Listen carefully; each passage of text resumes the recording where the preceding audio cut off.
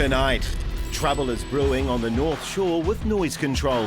We're not on your property. Get off. They're on public. Hey, excuse me, don't touch the camera. We track down illegal whitebait poachers on the Waikato River. The regulations haven't changed since 1994. And this cargo vessel could have its departure delayed if it isn't ship-shape. Why is that?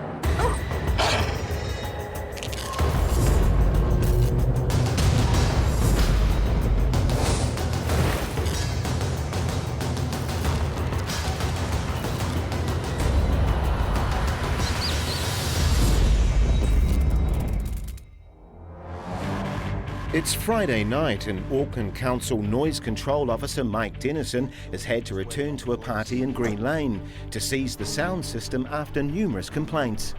It's 12:30. We arrived on site about a quarter of an hour ago and the noise was pumping. We've called for the police. Once again, they've given us a very good prompt attendance. So even though they've turned it off since we arrived, we'll still be going in to seize because obviously they've turned it off once they've seen us. But yeah, I just got to quickly brief the police and then we'll head in and get some noisy equipment removed. Noise control can only legally seize equipment when police are present. The source of the noise is from a garage party at the back of the property, but one of the party goers isn't happy to see Mike and his crew. Okay, you've been served. Did you issue me a warning or not? Did you issue me a warning? Yes, you've been served. No, you didn't issue me a Yes, I warning. have. Get out of here. You're not welcome in my house. Getting upset isn't helping his situation, and when the source of the noise is seized, he isn't happy. Don't touch my laptop. But too late. He should have turned it down.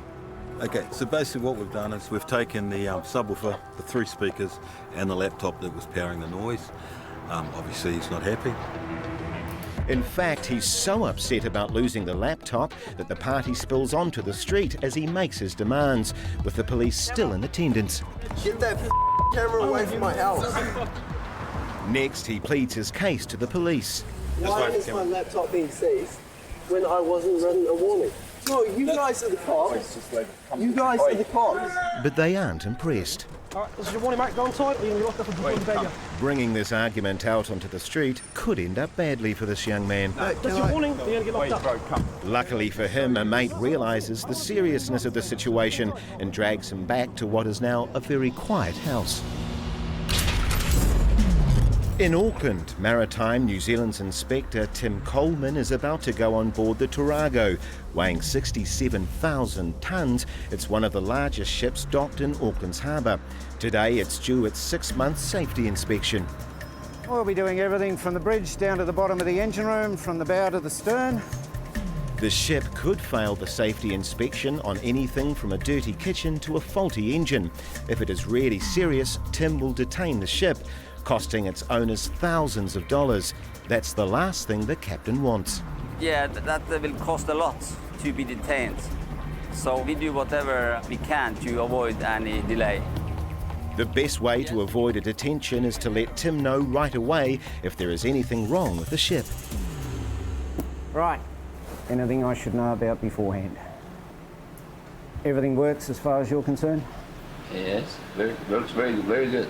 Works very good. I would expect nothing less, Captain. Yes, of course. There's a ship detained right beside you. I know. So, has the captain got anything to worry about? All right, let's go. The inspection starts on the bridge. Can you show me your voyage plan, Panama to Auckland?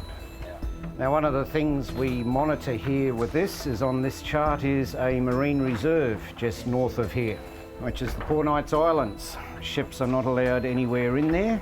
If they do go in there, they get a fine, and it's a very expensive fine. Even though the ship steered clear of the Poor Knights, the captain's still looking anxious. Don't look so worried, Captain. It's no wonder he's worried. Tim has an extensive list of things that need to be checked. So the vessel will either have a tick in the box or it will have a cross in the box. The captain doesn't want a cross in the box. Now, one thing with port state control is you might just think it's a casual walk around the ship. We do have a check sheet that we're corresponding against, but one of the most important things is your eyes. You're always looking for things. You're looking for cracks, holes, bits of machinery that look like they're not operating. Tim's got a reputation for being thorough, and he's not afraid to rock the boat if things aren't shipshape. That's the ship that I detained yesterday for the fire alarm system being non-operational. Being detained is the last thing the captain would want, because the ship's due to sail to Brisbane tonight. Fire hose box, these are all over the ship. I want to make sure that there's a hose and a nozzle in there. It's amazing how many vessels have the really nice red box. You open it and there's nothing in there. Not very good if your ship's on fire. It's what's called a fire main isolation valve. Being the good, reputable shipping company it is, are the isolation valves marked, maintained and easy to operate. That's what he's just done. Marked, moved it. Means it works. Full marks for the captain on that one, but there's still plenty more checks to go. Engine room, oil pollution equipment, the list is endless. Hopefully they'll pass. Then it's inside the ship, down to the bow where the anchor is kept. Will it pass muster? The reason we check this gear is this is actually quite a dangerous place to work in. We have had a couple of fatalities in New Zealand where these mooring lines have broken and killed people. When this ship's tying up or leaving berth, this is honestly one of the most dangerous places you would want to be around. We're coming down now into what they call the forecastle store. We're going to inspect the chain lockers. Water can come up there, into here. In a storm, this has to be watertight, otherwise they flood the chain locker. Why is that? Get onto the chief officer, get the crew up here. I want that dogged up now. Both of them, second, starboard and port. Look, I'm going to want a really good reason from the chief officer why they've been sailing around with those doors not fully secured. So if the chief officer doesn't have a good excuse, it could be an on-the-spot detention, and that's the last thing the captain wants. After the break, Tim has spotted another serious problem. It's actually saying system fault, which isn't good. And on the Waikato River, this fisherman has been caught red-handed. Regulations haven't changed since 1994.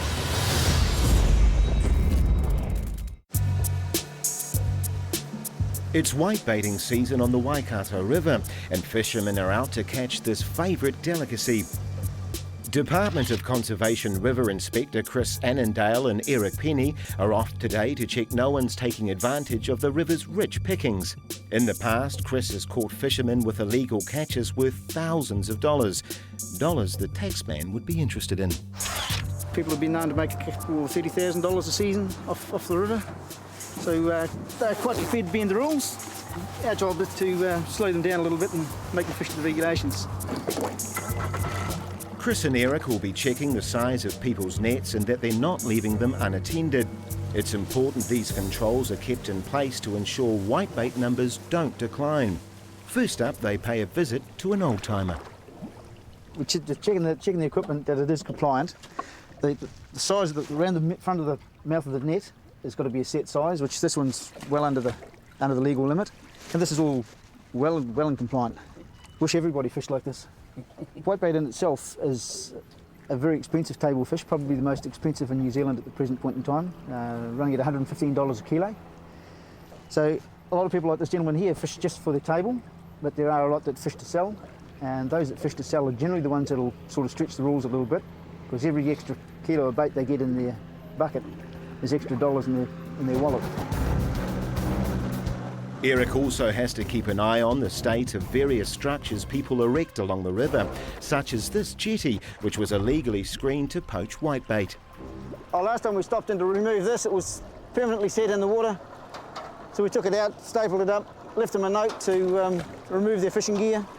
Obviously the people haven't been back to reuse it, thankfully. It'd be nice if they'd take the whole lot out and dispose of it correctly. It'll stay here until one day when we're down here with an empty boat and yeah, we'll lift it all out. Chris's other concern are the dilapidated batches slowly falling into the river.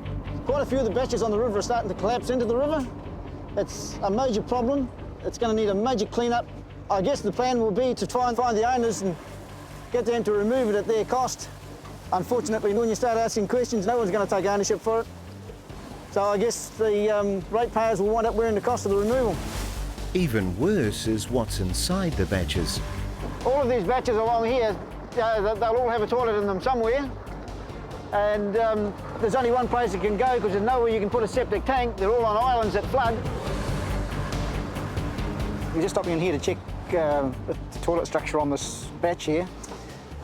And yeah, well, here we have a cistern toilet that's going to flush straight into the river. We're just going to have a look at where the pipes come out. Yeah, just as we thought, this pipe comes straight out underneath here and feeds straight out onto the island. So every time a tide comes across here, it flushes their toilet for them or flushes their waste away for them, which is just going to flush it straight down into the river system. Further down the river, they discover a real shocker. Have a look at that one for a classic. That's not a long drop, that's a short splash. Bloody rough, eh? But as you can see, there's heaps of them in here, more of them in underneath the trees. Here's a classic example of one over here. When the tide's up like it is, when you flush your dunny, it's only going to go as far as where the water's backed up. It can't go any further than that until the tide falls, and that'll flush it right through the pipe system. It'll sit out there till the tide comes in again, and then it'll wash all around the base of the batch. So if they bring the kids down here, when the kids go and play in the water, guess what they're playing in? There's an expression, wallowing in your own shit. Well, these people are actually physically doing it.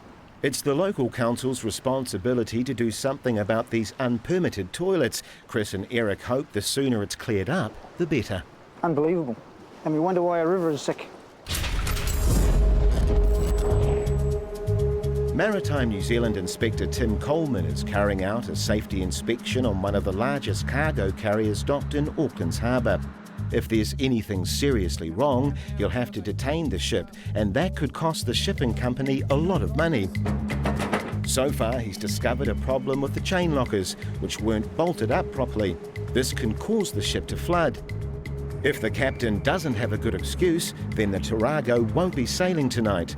But for now, it's on with the rest of the inspection. Right, vehicle deck. It is very heavy cargo. The last thing you want to be is at sea and have one of these things start moving around your car deck. And you get to look at all the nice new toys. Yeah, this is my job. Biggest sandpit in the world. But not for long, as Tim's discovered a major fault in one of the most important parts of the ship, the CO2 room. This gas is used to extinguish fire and is pumped from this room to wherever the emergency may be.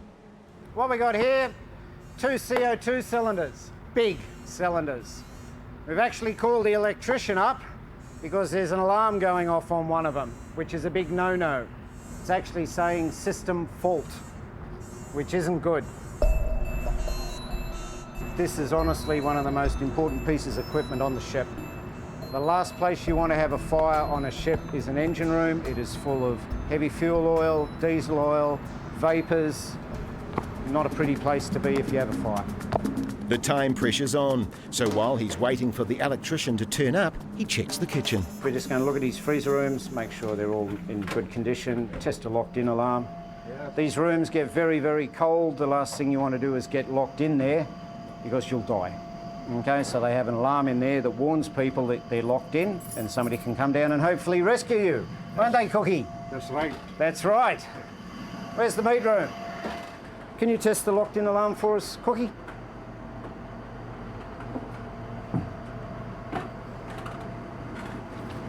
Where does it ring?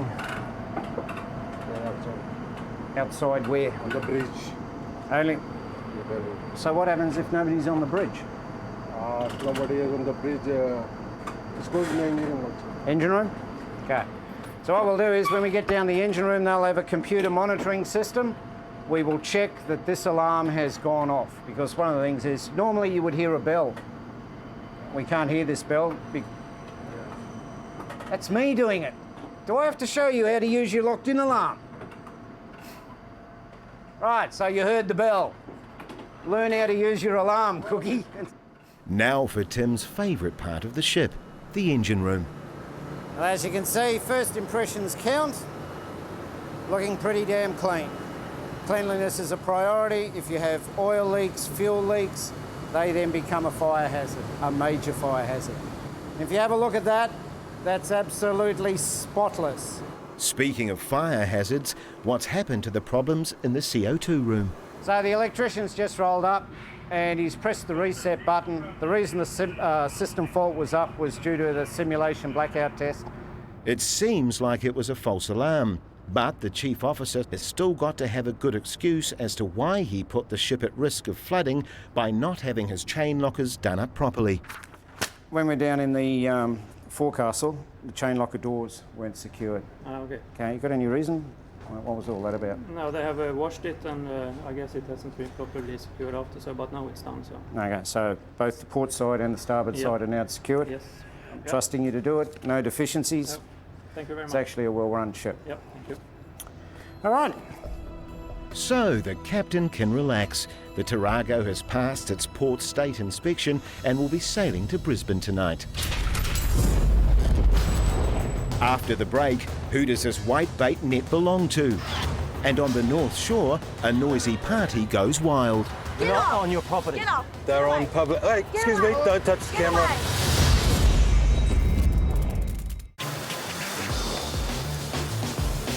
We're on the mighty Waikato River with Department of Conservation River Inspectors Chris Annandale and Eric Penny. Whitebait is worth a fortune, fetching up to $140 a kilo, making it tempting for some fishermen to break the rules and take more than their fair share. Our job is to slow them down a little bit and make them fish to the regulations. Today, Chris and Eric are on the prowl for people leaving their nets unattended, and it's not long before they find someone. We've got a guy here leaving his screen in the water. This guy's obviously contravening regulations, leaving his gear in the water, so we'll pull it out, throw it on the stand and leave him a message. If he continues to offend with it, then we'll take it out and take it home with us and dispose of it for him. But just as he's writing that note, the fisherman turns up. If you're not fishing, your fishing gear's out of the water. Yeah, but it's not. I've still got an escape channel. No. If you're fishing, at the end of your fishing day, your fishing gear comes out of the water. Yeah, but you jokers changed. Regulations haven't changed since 1994. Yes. I've always thought as long as you had an escape channel. No. Where they would go through. Yeah. No. Right. It's in the rigs there. Yeah, but at the end of the fishing day, all your fishing gear must be removed from the water. Just lift up. Yeah. Bring it straight up and loop it over your railing. Yeah, I normally do, but I just put the bloody thing down. I was going to have a cup of tea. Yeah. I'll get a thermos and bring it down with you and have a cup of tea on the sand. Yeah, you can do if you want to. Yeah. No, I suggest you do it. It's just keeps it fair on everybody, makes our job easier. This fisherman was willing to comply with the rules straight away, but not all river encounters end this calmly. The language gets a bit colourful, but yeah, that doesn't hurt. But one particular poacher really had it in for Chris. That guy rammed us and was going to climb aboard and kill us all. So. But that went to court and we got a good outcome on that, so hopefully he's learned a lesson from it. Next up, they're off to check one more place, which is always a popular spot with poachers. This side of the channel is often a hot spot for multiple net setting. We normally always have a cruise up through here. Immediately they spy an unattended net that has been subtly camouflaged under the water. Sort of set in behind a tree here, but if you don't want it seen, you sort of sink your net underneath the water a little bit like that. Makes them very hard to see. We'll GPS it and take it with us. There's obviously nobody about. Anyone who would set a net like this is catching to sell. There's no way you're going to find out who owns it. No, we'll leave them a note to tell them that we've got their net. I've never had anybody come forward yet to claim ownership of them. Your maximum fine is around $5,000. A situation like this, up to $1,000 fine. All signed, sealed and delivered. Couple of staples, you won't bugger off. With the net seized and the whitebait released, it's time to head for dry land and home. That's the end of a fairly successful day on the lower Waikato. We spoke to a few people. Everyone seems to be fishing within the regulations, except for somebody who set a net, didn't stay with it. We've left them some information to contact us, but we've seized the net. If they want it back, they can come and have a talk to us. Always willing to talk to people, so yeah, all in all, a pretty successful day. Back on Auckland's North Shore, Noise Control Officer Mike Dennison is on his way to another noisy party. It's coming up to 1 in the morning. We're just heading over to the North Shore to give a hand to one of the boys. They've got another seizure up where somebody hasn't listened to the warning. And so we've asked for the police to come and give us some assistance with the seizure. It's quiet as the police and the noise control team approach the property, and it appears they are expected. It's the second morning, eh? Yeah, you only get the one warning, mate. This time we're here for the gear. Yeah, sweet as. Right down here. It's another garage party, but there's no sign of the stereo. The punters are getting upset about losing their gear. We got one warning from noise control to turn the sound down. We kicked everyone out and turned the sounds down. And the last warning we got was apparently all these boys in blue turning up. By now, combining the effects of alcohol with the realisation that their gear has been confiscated, the crowd goes wild. What did I just tell you about the cameras on my property? We're not on your property. Get off! We're Get not off! on your property. Get off! They're on public. Hey, excuse me, don't touch the camera. They're on public property. I own this house. Get away! Yeah. See where you're standing there? Please. Obviously upset, she returns to her party as the team leave with their gear. What do we got there, boys? Couple of speakers, little stereo and an iPod dock. It's not the nicest way to end a night, but the noise control team are pretty happy with the outcome. Yeah, so that one went pretty well. The police are brilliant once again. They tried to hide the stereo, but it was pretty simple to find. Tried to say there'd be no music for an hour, and yet our guys been on site for at least 3/4 of an hour while we're waiting for the police, which is pretty usual. You know, they don't realise we've been sitting here waiting for the police just because they're sort of wrapped up in their own little world, making a fair amount of noise. 2 seizures within an hour, just awesome. So, a successful night for noise control. But if this young lady wants her stereo back, it could cost her anywhere between $200 and $400.